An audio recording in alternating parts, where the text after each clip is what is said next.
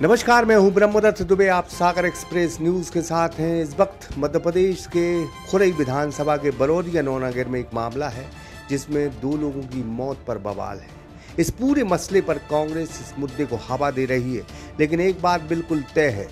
Priyanka Gandhi tweet करती हैं, लिखती हैं 2019 में एक युवती के साथ छेड़खानी होती, मारपीट होती है, लेकिन रिपोर्ट नहीं लिखी जाती क्योंकि भारतीय जनता पार्टी की उस वक्त सरकार थी। ये बात प्रियंका गांधी जिम्मेदारी से ट्वीट करती हैं और साथ में दिग्विजय सिंह 2023 में जब आते हैं वहाँ, तो यह बात कहते हैं कि 2019 में इस युवती के साथ छेड़खानी होती है, मारपीट होती है, उसकी रिपोर्ट क्यों नहीं लिखी जाती। इस पूरे मसले पर हम एक स्पेशल रिपोर्ट आपके सामने पेश करेंगे कि 2019 में ये जनता बताए मध्य प्रदेश में किसकी सरकार थी। तो इस पूरी रिपोर्ट के साथ ये देखें और साथ में हम ये बताने की कोशिश करेंगे कि गांव के लोग क्या कहते हैं, 2023 में क्या कहते हैं और अब क्या कहते हैं। इस खास रिपोर्ट को देखें सागर एक्सप्रेस न्यूज के साथ। होटल विनायक रेस्टोरेंट एवं residency, open restaurant, AC, non AC room, party hall, conference hall एवं समस्त आधुनिक सुविधाओं के साथ मैरिज गार्डन। पता याद रखें, महिंद्रा शोरूम के बाजू से NH44, बामौरा, सागर, मध्य प्रदेश। सागर के बरौदिया नौनागढ़ मामले में अब देश की राजनीति का यह मुद्दा बनता दिखाई दे रहा है। कांग्रेस इस मामले को जमकर तूल दे रही है। वहीं राजेंद्र अहिरवार की हत्या के बाद उसकी मुंह बोली भतीजी अंजना, जो 2 हत्याओं का गवाह थी, उसकी सब वाहन से गिरकर मौत हो गई। यह बड़ा सवाल अब खड़ा हो गया है। 3 दिन में 3 बड़े नेता बरौदिया नौनागढ़ पहुंचे। पहले दिग्विजय सिंह आए, फिर प्रदेश कांग्रेस के अध्यक्ष जीतू पटवारी, उसके बाद प्रदेश के मुखिया डॉक्टर मोहन यादव यहां आते हैं। प्रियंका गांधी के साथ दिग्विजय सिंह और राहुल गांधी इस मुद्दे को हवा दे रहे हैं। कहा गया है और बार बार दिग्विजय सिंह ये कहते हैं कि 2019 में मृतिका अंजना के साथ छेड़खानी की पुलिस ने रिपोर्ट नहीं की थी, मारपीट की रिपोर्ट पुलिस ने दर्ज की थी। उसी राजीनामा को लेकर आरोपी पक्ष ने अंजना के भाई की हत्या कर दी थी। यह बात लगातार दिग्विजय सिंह कह रहे हैं। बस यहीं से भाजपा ने दिग्विजय सिंह को घेर लिया है। पूर्व मंत्री भूपेंद्र सिंह ने कहा है कि 2019 में कांग्रेस की सरकार थी, तब अंजना ने रिपोर्ट की थी और कांग्रेस सरकार में उसकी रिपोर्ट दर्ज नहीं हुई थी।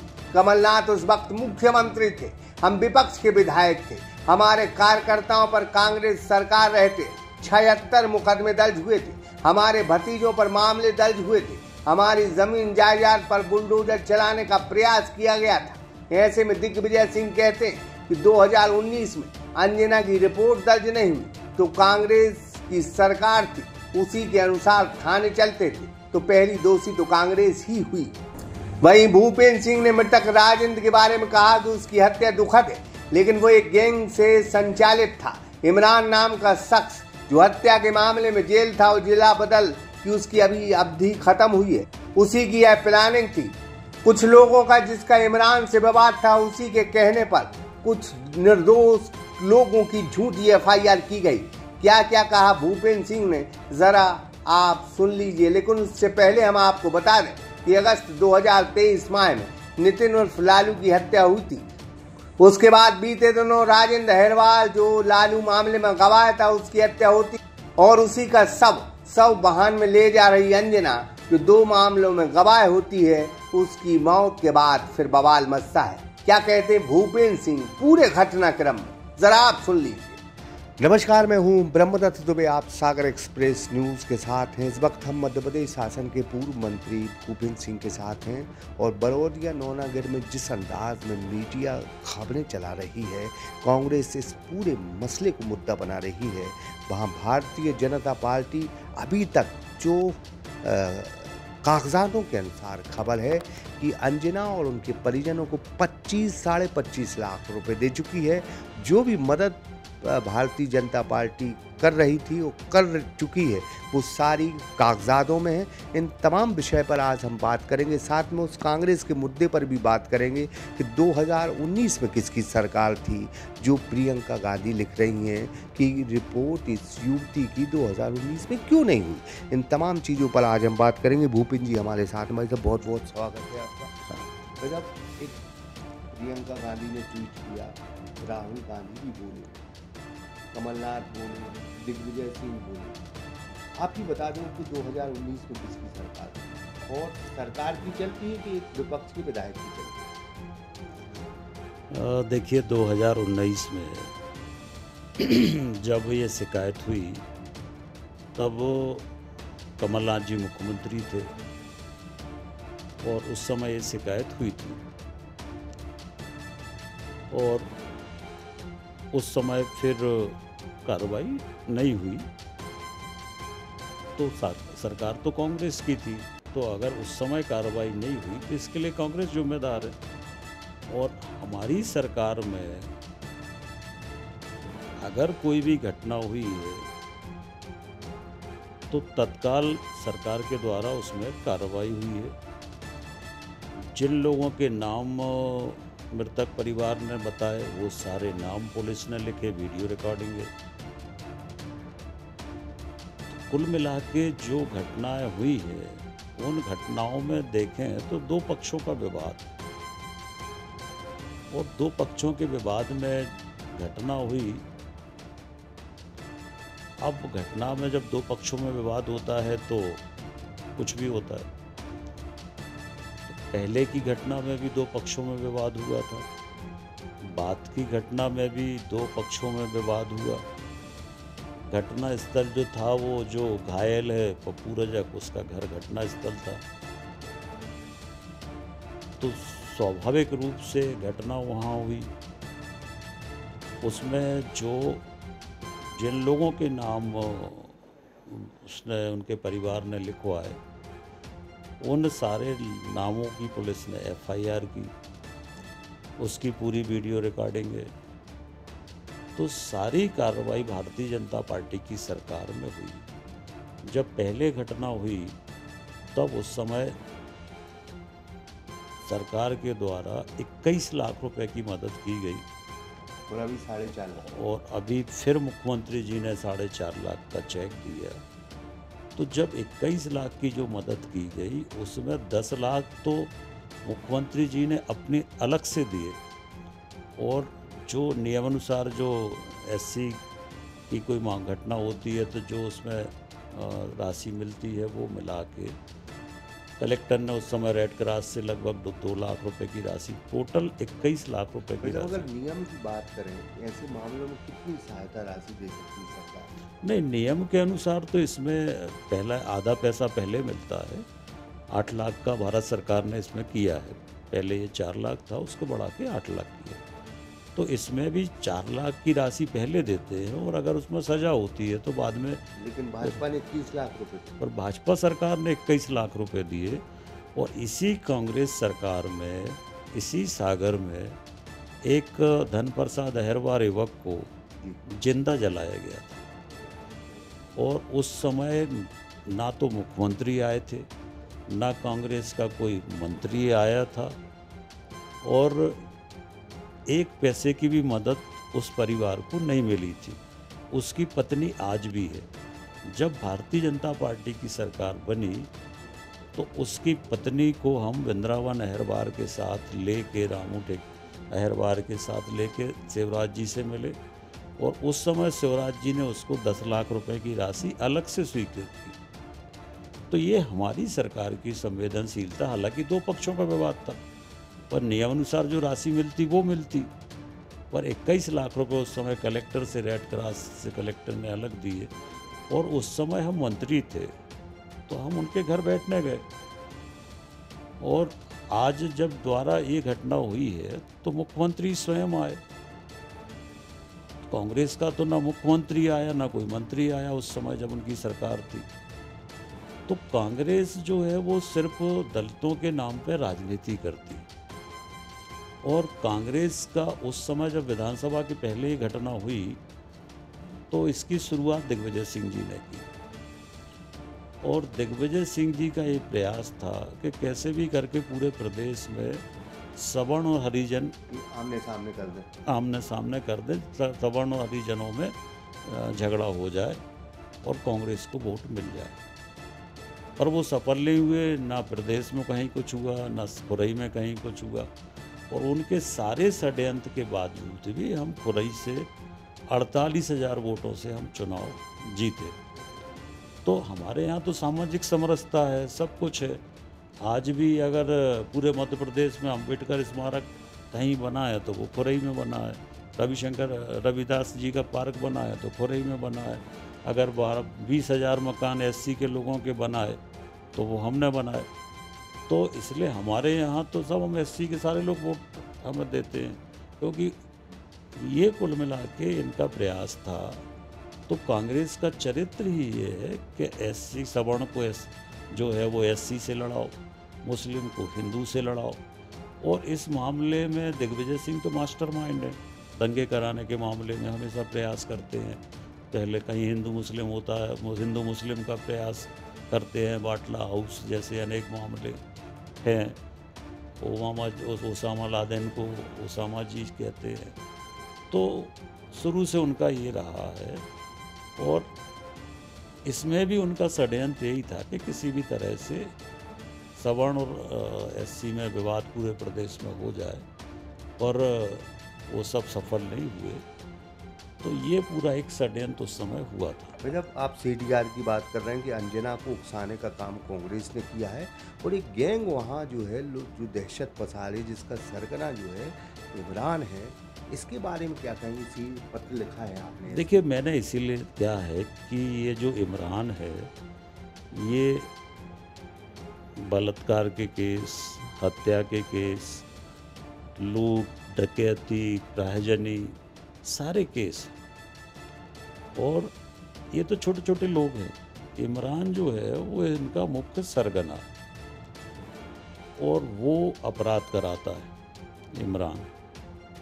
तो पहले वो बरोदिया में रहता था, तो एक हत्या करके इसने लाश को ज़मीन में गाड़ दिया। जब जांच हुई तब वो एक हत्या हुई थी, तो उसकी लाश मिली। उसका बाकी और अनेक केस थे, इसके घर में तमाम हथियार थे।